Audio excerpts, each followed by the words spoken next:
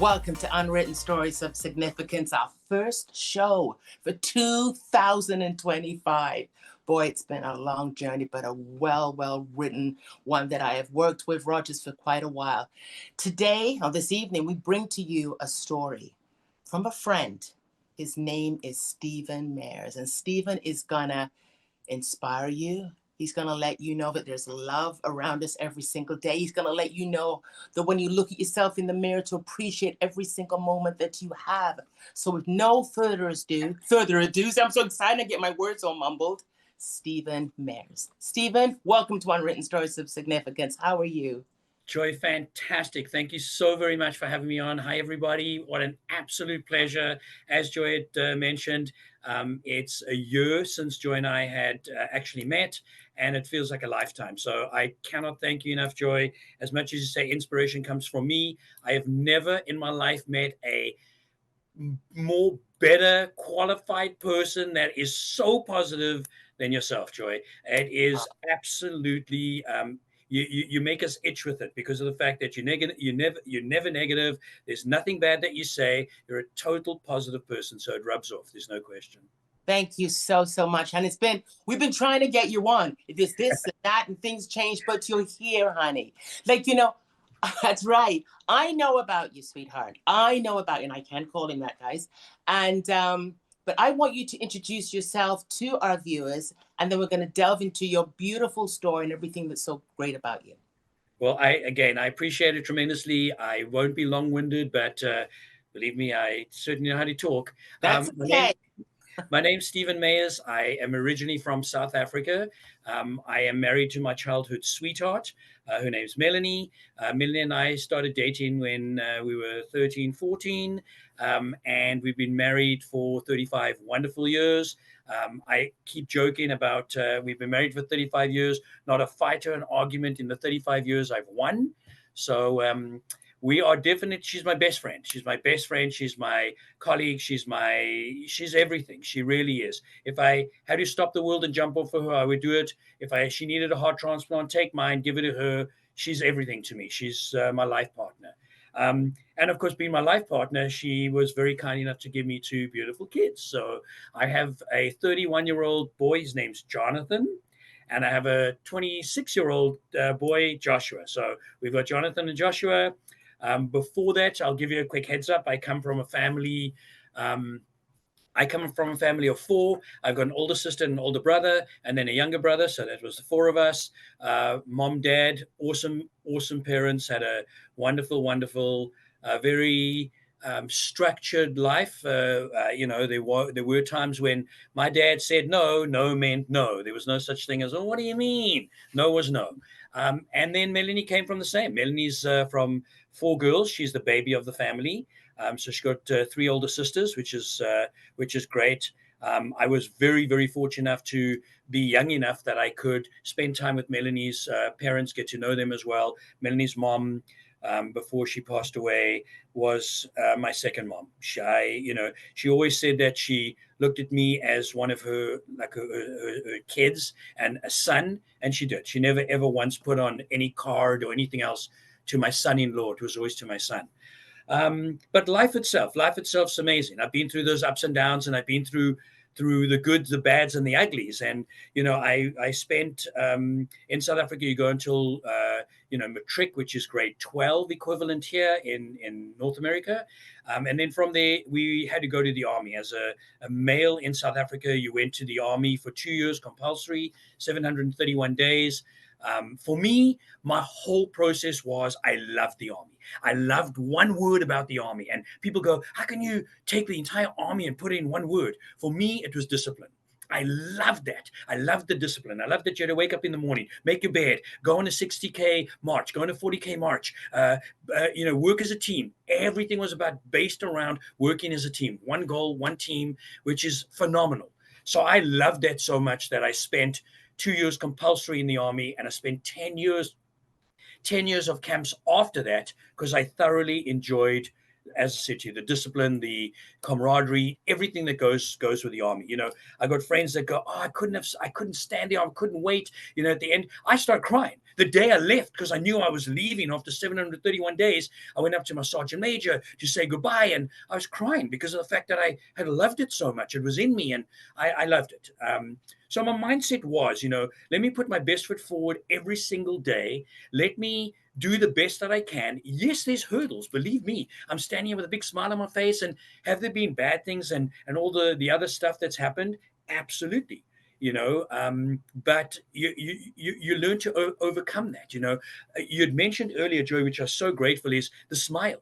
I have always said this, and I've done a ton of stuff with Seneca here in North America, of sales courses. And the first course that they invite me out to was to just give you a little bit of a blurb about sales and the new people coming into sales. What do they think? And my first thing I'd say to them is, every single morning that you wake up, look in the mirror and smile. And I guarantee you 1,000% that person in the mirror will smile right back at you. And that's the way you start your day. How beautiful is it that you can look at yourself, smile, know that that person smiling back at you, no matter what's going to come up during the day. And there's, as I said to you, there's good, bad, and everything else that's going to happen during the day.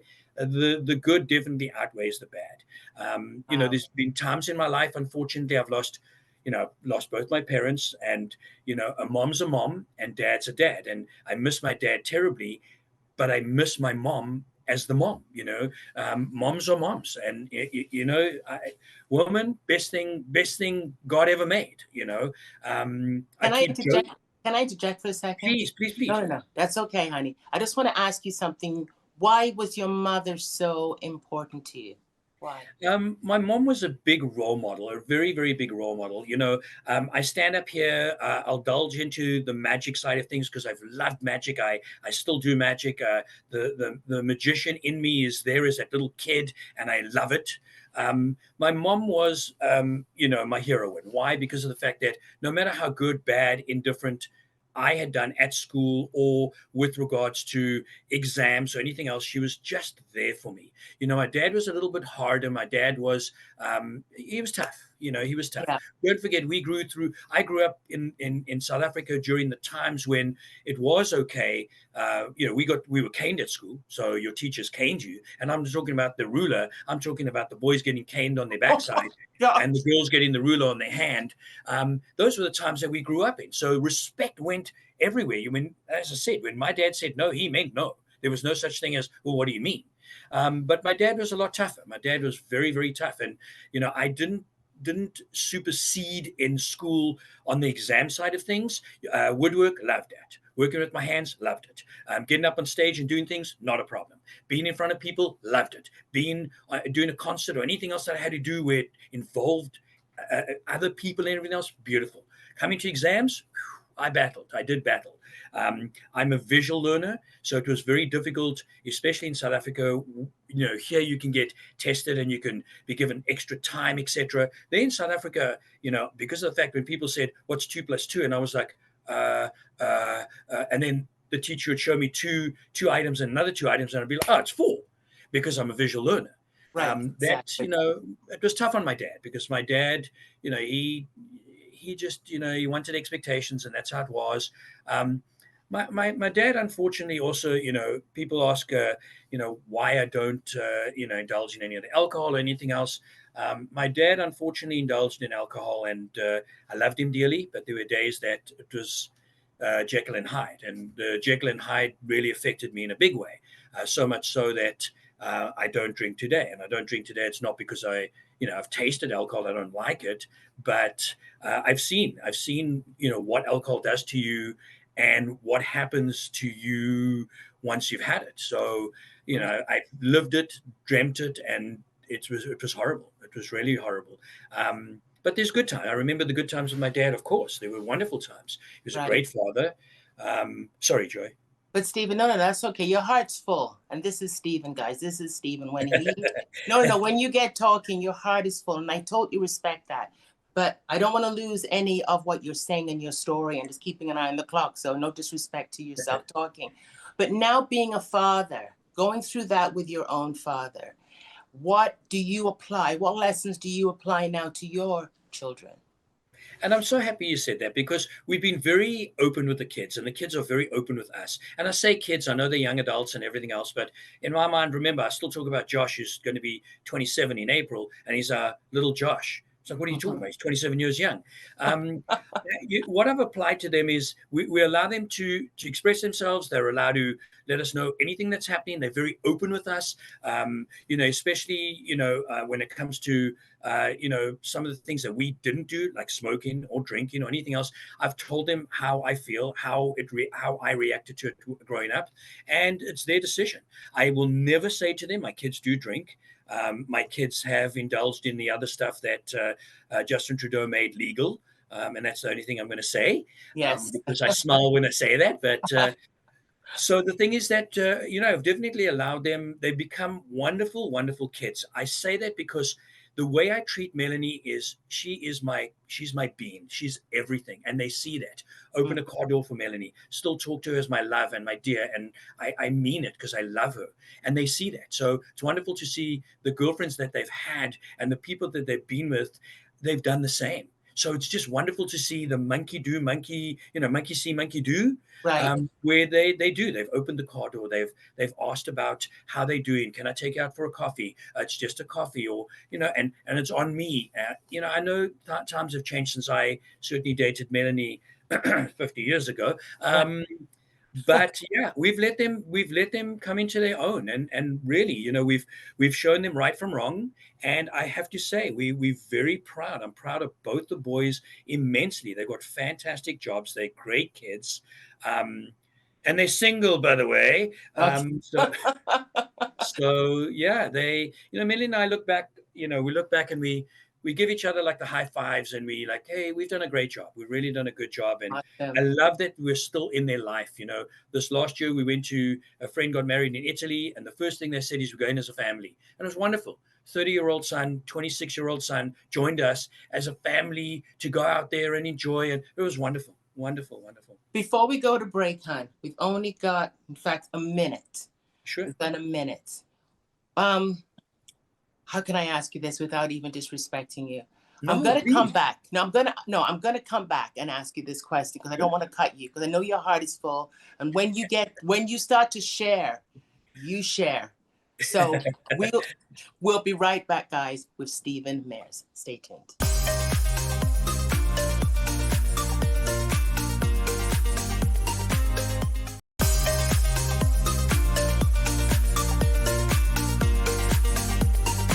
Welcome back to Unwritten Stories of Significance with Stephen Mears. Stephen, if there's any couple out there that's going to be getting married, they'll be looking at this show. I'll tell you, you'll give them a whole bunch of wisdom and guidance through it. That was from the heart. I could feel it. I was from the heart. We talked a little bit off camera, and you have a beautiful family. And you and I've talked in the store. We've talked there, and we've had some deep conversations. And I'm going to go there before I touch upon a beautiful thing that you love to do and embrace it all.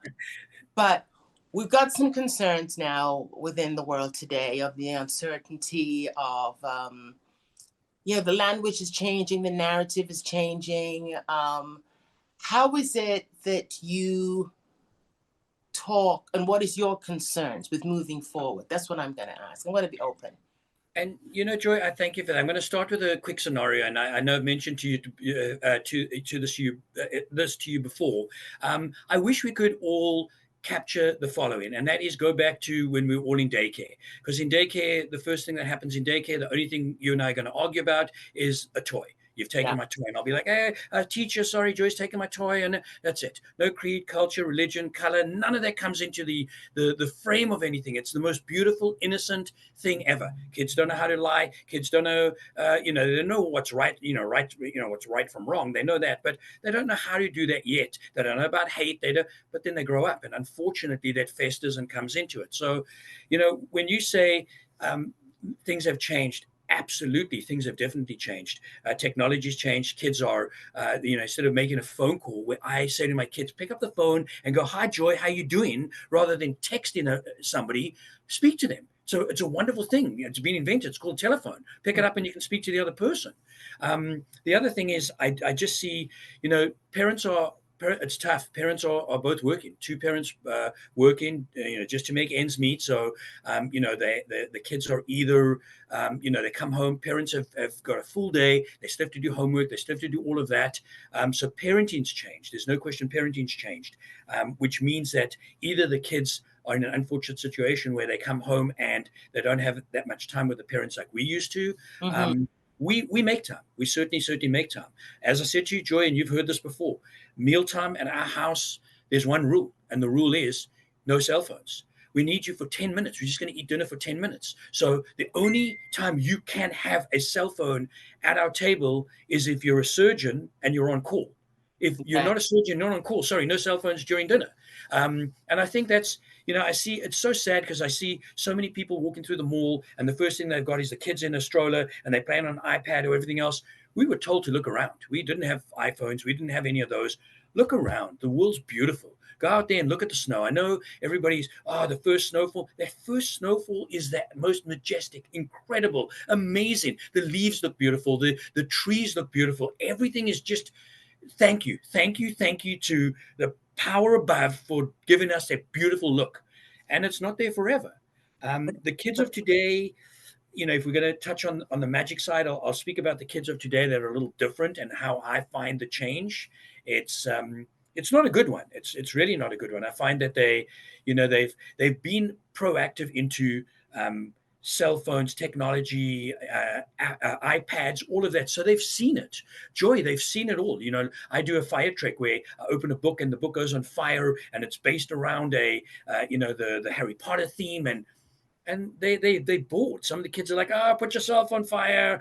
We've seen one of the other magicians put themselves on fire. This is nothing. And so they've taken that joy, away from it. And I'm not using your name. That's right. They've Oh, taken that's that joy okay. from it. But when you look at them now, just to keep on that for a sec, because I really don't want to miss that part about your magician, your magic. But I really want, because you've got some great wisdom when it talks about forgiveness, love. Right now, they've got their phones. And I'm going to say, we've got issues right now in America. We've got issues in Canada. And we've got the narrative right now where young people, I'm old, so I'm just like, I walk my road. Not saying I'm going to peg off soon. But at the same time, they've got unanswered questions. So your son comes to you and they say, are we going into war? Are we going into this? Like, what is your words to them to give them comfort, Stephen? That's where I'm going. The comfort is, unfortunately, we are in a difficult situation. We are. Right. And it's very difficult because you have those people that are on the extreme right and the extreme left. Right. And how do you get them to the table, and how do you have peace? Right. That's a big word. Peace is a big, big word. And I sit here, I've got family and friends that, are going through that right now. And it's a tough one. We talk about it with my kids all the time. They're allowed their view. And that's the thing, is you are allowed your point of view. And that's what's been in our household forever. It's been always the view of, my kids have always seen it from two sides, not just one side. And I love that about them. I just, we arrived here from South Africa. Jonathan was 6 months old. So he's, a South African, now Canadian, and our true Canadian is Josh. But both of them have grown up, they're allowed any friends, no matter creed, culture, religions, whatever. And they have that, which is fantastic. I grew up where it wasn't like that. I grew up through apartheid, and we didn't agree with it. Hence why we're here today. We didn't agree with that. It's tough on the kids. It's very, very tough because of the fact that where do you go to? You go to social media, and how do they believe social media? That's right. We're totally open. My magic show for the kids, and you've seen it, Joy, which is, not only do I love it, but my magic show is interactive. And it's interactive, which means the kid has to get up and come and help me do it. I'm not standing there doing the magic. Guess what? The kid's going to do the actual magic, and his friends are going to be like, that's amazing, incredible. And why? Because I don't want them on their cell phones. I don't want them on. They need to come up and see it, touch it for 15 minutes, 20 minutes, half an hour. Just enjoy it. Just enjoy the show. Enjoy not having to check your phone for emails or texts, or those will happen. They'll come, and everything else. And it's not going to go away, Joy. It's not going to go away. But I'm old school. You mentioned I'm very much old school. Pen, paper, still like to write things down, still leave love notes for my wife, will not stop that. Um, it's very, very, it's just meaningful to me. Yes, maybe it's corny, but I wish the kids could just, I wish I could take off my glasses sometime, give it to the kids and go, look through these lenses. Life's great. Life's amazing. It's the most incredible thing. We wake up in the morning and thank God we've been given another day, another breath of the breath that we can live for the day and enjoy it. Go out there and enjoy it. It's short. Life's short. What are we here? Please God, I'm here for 100 years. Please God, I'm here for 100 years. 100 years is nothing. Absolutely nothing. And age to me is nothing. I still act 14. You ask my wife, it's like, you're the most immature kid I've got. I'm like, what are you talking about? But I love it. I don't mind. I'm not changing. When did you get in? When I love what you said there, hon. I love it. I only got around a couple more minutes left, and good couple of more minutes, but I had to ask you that if you didn't mind, because No, pleasure, please. no, because hearing from you every single day when I walk in the store, we always have these great conversations. So you're always talking about love and peace and unity. Coming from South Africa, myself coming from England, in a marriage with love of my life, who is white, and now you see all these evil type of a conversations going on. I just had to bring you on to share some light, No, something absolutely. Love that that you did. Thank you. Thank you you. know I that do. we, It's just speaking with you. I said to you, you are the real, you are the empathy of your name. You bring the joy in joy. I've never ever not been with you and had a fantastic conversation. Time. You are so positive. The most positive person I have met. And that's why I say your name is everything. Like if people don't know you, they need to know you. You're it. There's no question. You're it. thank you. Magic. What got you Ooh, I love magic? that. What got you into magic? So I was 9 years old. My dad was a manufacturing jeweler. There was a gentleman in South Africa who was doing magic. My dad was making in South Africa. There's something called a Kruger Rand. A Kruger Rand is a full Kruger, like a gold coin. Yeah. The entire gold coin is valued at the value that it's at right now. And he did a magic trick where he would bring out 5 Kruger Rands and he would have 4 Kruger Rands here and sorry, 8. 4 Kruger Rands here, and he would put it into one big Kruger Rand, and it was a stage show because my dad had made this particular Kruger Rand for him. And once I saw the magic, I'm like, I know what I want to be. I know where I want to go. I know what I want to be. I want to be a magician. And so I was 9 years old. My dad helped me build my first little table with all the little pockets that you have to have. So we built a little Oh, table, and it was so neat because of the fact I went out to the daycares and a lot of the organizations would just have me out to come out because I was only 9 to come out and be with the kids and enjoy and just the magic's a passion. There's no question. It's helped me. Not that I have ADHD, but it's helped me with the ADHD. It's helped me with all of that. I love it. That's a total passion. 60 years old, very proud of it. 60 years young, and still love it. I thought I would be that guy at 80, still coming to your house going, hi, I'm here to do a magic show for your kids. I'm 80 years young, and that's what I want. It won't leave me. Not that. Not the magic. we're coming down to the show. I've only got 2 minutes, and the reason why I say it because I just say it in respect to who you are and when your heart is full.